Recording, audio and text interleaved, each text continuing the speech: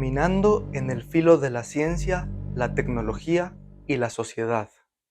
La muy extendida presencia de la ciencia y la tecnología en la vida contemporánea es innegable. Esta existencia colectiva a la que llamamos sociedad está empapada de productos de la ciencia y la tecnología. Abre cualquier periódico, conéctate a cualquier sitio web, sal a dar un paseo mirando los carteles en las paredes y las cosas que te rodean y lo notarás. Nuestras vidas están entramadas profundamente con conocimientos científicos y artefactos tecnológicos. La cultura y la política son tanto cuestiones sociales como son cuestiones enmarañadas con saberes y tecnologías. Tanto es así que muchas veces la gente se refiere a nuestra época como la sociedad del conocimiento y a nuestras costumbres como una cultura tecnológica. Si prestas atención, verás que la ciencia y la tecnología se encuentran en cada rincón de la sociedad, en las ciudades y fuera de ellas, en nuestros cuerpos y fuera de ellos, en la cultura, en el ocio, en el trabajo y la educación. Las actividades de la modernidad están permeadas por conocimientos y artefactos de todo tipo, por estándares e infraestructuras, por reglas y sistemas técnicos. Entonces, podemos decir que la influencia de la tecnociencia en la sociedad es más que profunda, es constitutiva, porque no podemos concebir nuestra vida sin estas cosas tecnocientíficas que nos rodean. Por eso es constitutiva. Como bien dice el sociólogo Hans Harber, el conocimiento científico y los artefactos tecnológicos son parte integral en nuestras maneras de vivir. Sin una red eléctrica que funcione adecuadamente, no hay cohesión social. La televisión y otras técnicas de comunicación se han convertido en condiciones de la vida contemporánea, y los avances en las ciencias y tecnologías biomédicas son constitutivos de la forma en que definimos salud y enfermedad.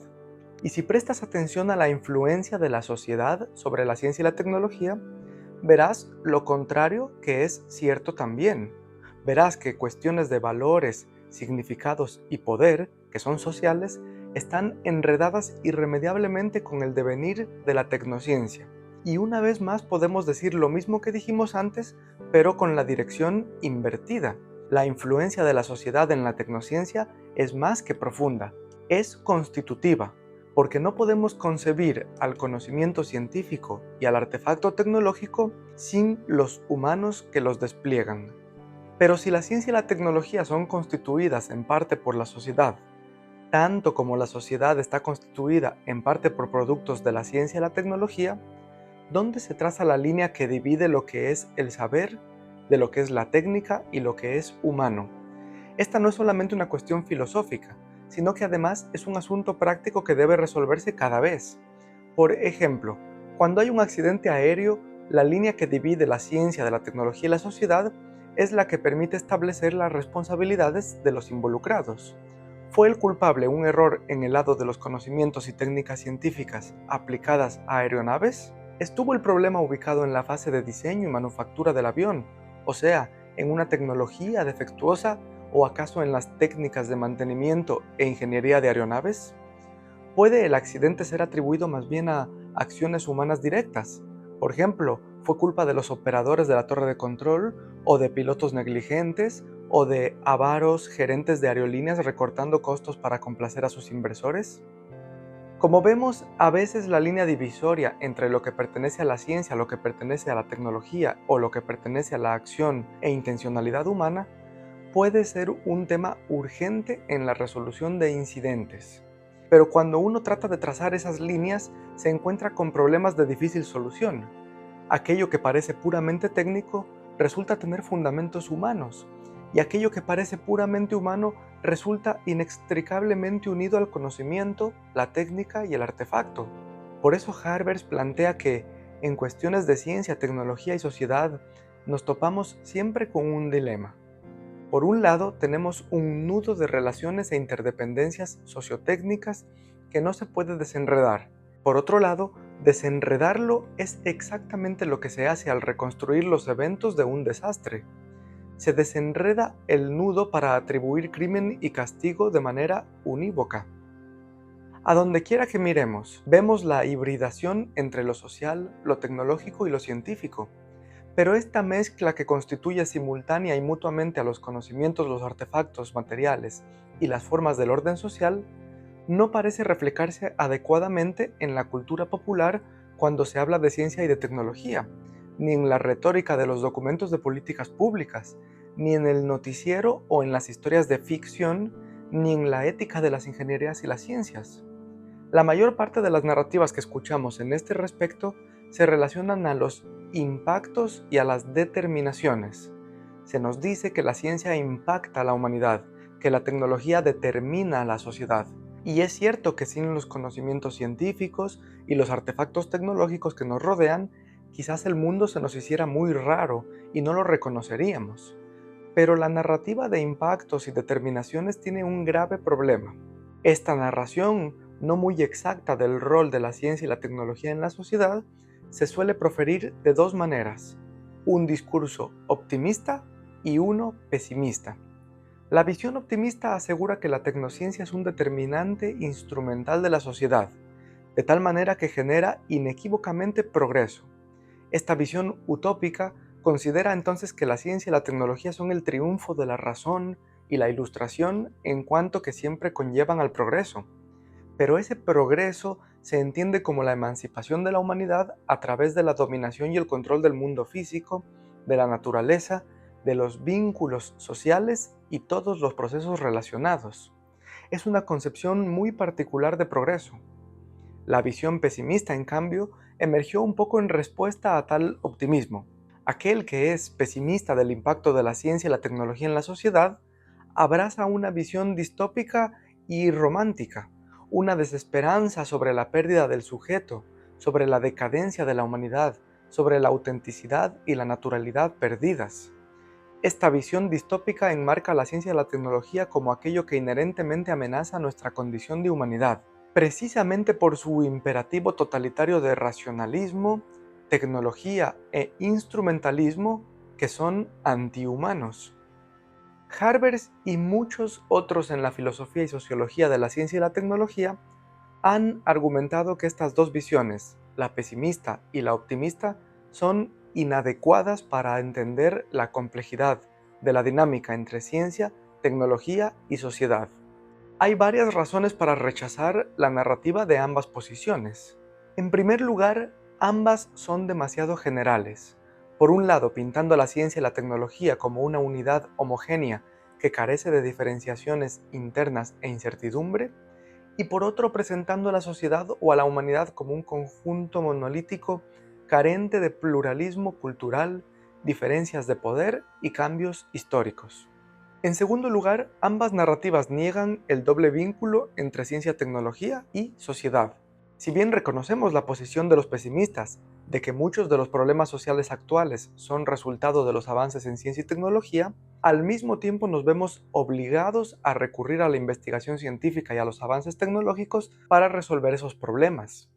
En tercer lugar, ambas narrativas tratan a la ciencia y a la tecnología como una caja negra, es decir, como una variable independiente que explica los avances sociales, para bien o para mal, pero que en sí misma no necesita un análisis más profundo. Los estudios sociales y filosóficos de ciencia y tecnología y sus ejemplos, teorías y conceptos que ya hemos tratado varias veces en este canal han intentado siempre alejarse de ambos polos narrativos. La posición que ha resultado de este distanciamiento no es una nueva narrativa ubicada en el centro de las otras dos, porque no se compone de la mitad de la una y de la mitad de la otra, sino que se distancia radicalmente de la supuesta determinación de la sociedad por parte de la tecnociencia, sea con tinte optimista o pesimista, y también, y más recientemente, se distancia de la supuesta determinación total de la tecnociencia por parte de la sociedad. Más bien, la disciplina mencionada explora el surgimiento simultáneo y constitutivo de las sociedades modernas con los conocimientos científicos y los artefactos de la tecnología que aloja. Para designar a este rango de investigaciones sobre el devenir mutuo de la ciencia, tecnología y sociedad, se ha usado la noción de coproducción. ¿Qué es la coproducción? La tecnociencia y las sociedades se constituyen recíproca y gradualmente, no unilateralmente ni de la noche a la mañana. Como ya había observado en su momento Bruno Latour, la artificial dicotomía entre lo natural, esto es, lo tangible, material, no humano y objetivo, y lo social, esto es, lo intangible, discursivo, cultural, humano y subjetivo, es una división que se vuelve difusa en cuanto consideramos que los híbridos que puentean ambos polos de esta gran división agitan nuestras concepciones de la modernidad y de qué cuenta como natural y qué cuenta como social. En otras palabras, el orden natural y social se producen bilateralmente y poco sacamos con fijar de antemano en un nivel ideal qué entidades pertenecen a cada tipo de polo. Una de las pioneras del campo académico e investigativo de los estudios de ciencia y tecnología es Sheila Jasanoff. En un volumen que editó Jasanoff dedicado a la noción de coproducción, ella arguye que ciertamente hay mucho que ganar en términos de potencia analítica y explicativa al entender los órdenes social y natural como mutuamente producidos, es decir, coproducidos. Coproducción es la proposición de que las maneras en que conocemos y representamos el mundo, tanto la naturaleza como la sociedad, son inseparables de las formas en que elegimos vivir en él. El conocimiento y sus encarnaciones materiales son a la vez productos del trabajo social y constitutivos de formas de vida social. El conocimiento científico, en particular, no es un espejo trascendente de la realidad. Se embebe y es embebido en prácticas sociales, identidades, normas, convenciones, discursos, instrumentos e instituciones.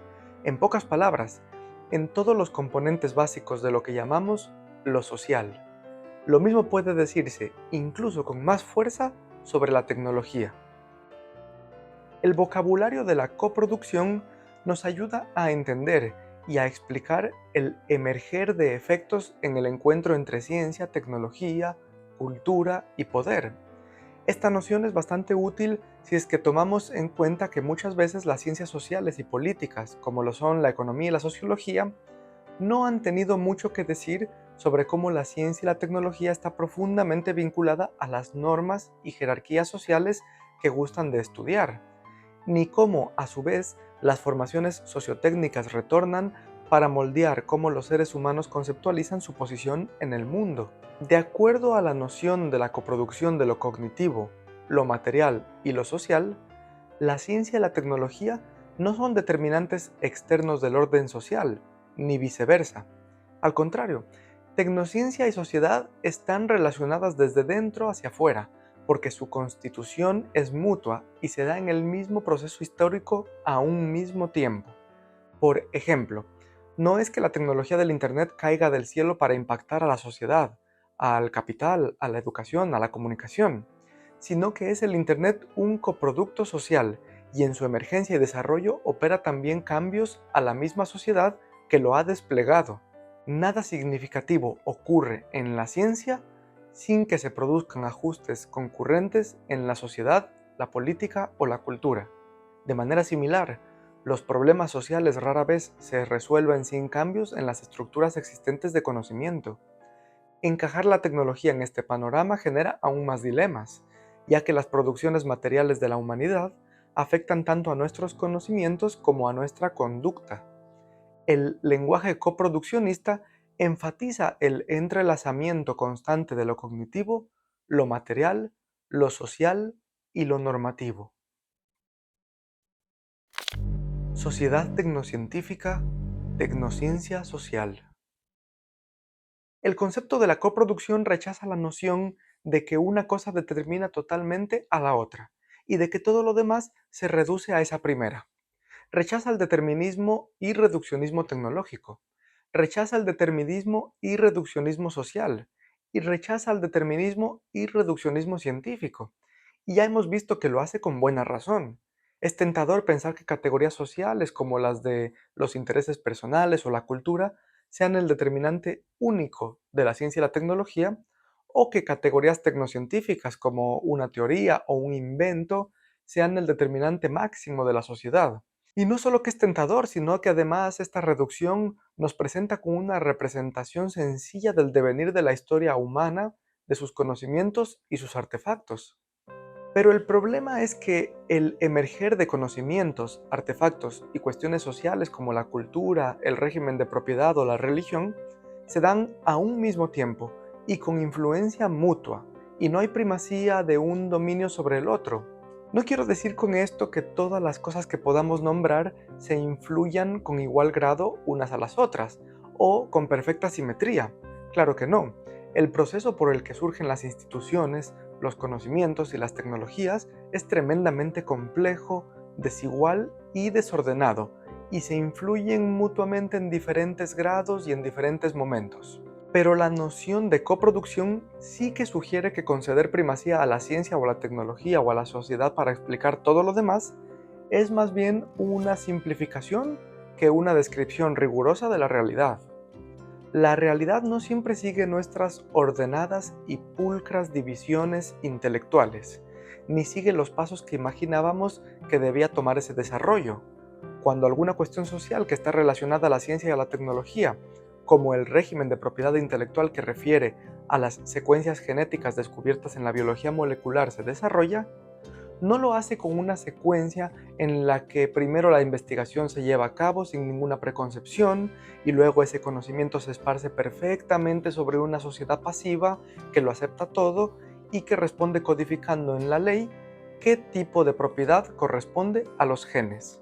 La historia nos dice que las cosas no son así de ordenadas, como si se tratase de un juego de ajedrez por turnos. Más bien lo que ocurre en nuestro ejemplo de la genética, y en efecto, es lo que ocurrió en la historia cuando se emprendió por primera vez en la secuenciación del genoma humano en los 80s, es que ya desde el mismo laboratorio se van desarrollando al mismo tiempo los descubrimientos genéticos, el régimen de propiedad intelectual y de patentes, la moral del asunto y todo lo demás. Y asimismo la sociedad externa a las instituciones científicas no recibe pasivamente estos desarrollos, sino que se ve envuelta en complejos procesos que resultan en una u otra configuración sociotécnica con respecto a la investigación genética. Unos países la tomaron de una manera, otros países la tomaron de otra. Y este tipo de caso es el que se puede entender mejor si se toma en cuenta la coproducción de sociedad, en este caso de un régimen propietario, la coproducción de la ciencia, en este caso el futuro de la biología molecular, y la coproducción de la tecnología, en este caso de biotecnologías de genética. La noción de coproducción nos recuerda que en la sociedad hay artefactos y conocimientos embebidos, no solo gente. Esto es, que la sociedad lleva a la tecnociencia por dentro. Y nos recuerda lo inverso también, que en el conocimiento científico y en los artefactos tecnológicos hay política y cultura embebida, no solo libros, hechos y máquinas. La tecnociencia lleva a la sociedad por dentro, como su espíritu. Al fin y al cabo, en el mundo se dan simultáneamente estas tres cosas que llamamos ciencia, tecnología y sociedad. Ninguna de las tres ha caído ni del cielo ni del Olimpo, cual regalo de Atenea fuera. Si no hay regalo de Atenea, y la ciencia y la tecnología y la sociedad son constituidas entre sí, siguiendo procesos tangibles e intangibles, pero materialistas y reales igual, entonces la responsabilidad de las configuraciones sociotécnicas y sociocognitivas se debe localizar en este mismo mundo, y con aquella responsabilidad surge la cuestión de la política de esas configuraciones. La pregunta política para un mundo desbordante de tanta ciencia y tecnología es la del tipo de producción tecnocientífica por la que hemos de luchar y el tipo de sociedad al que esta producción tecnocientífica pertenece. Esta es la pregunta de cuál régimen sociotécnico hemos de derrumbar y cuál hemos de construir. En definitiva, es la pregunta por la política de los materiales y la sociedad, por la política de la coproducción. Especialmente en el campo subpolítico de la ciencia y la tecnología, la política no es tanto una cuestión de deliberación y justificación, sino más bien de las prácticas materialmente encarnadas en la creación de mundos sociotécnicos. La verdad, la eficiencia y por implicación la buena vida, aquí no se deliberan pasivamente, sino que se crean activamente, se construyen en la práctica mediante el uso de medios heterogéneos, desde ideologías hasta tecnologías, desde ideas e ideales hasta artefactos y estándares. En el campo subpolítico de la ciencia y la tecnología, la política y la normatividad se incorporan materialmente, es decir, se construyen en el proceso mismo de la creación y destrucción de diferentes mundos sociotécnicos. Los materiales políticos merecen una política material.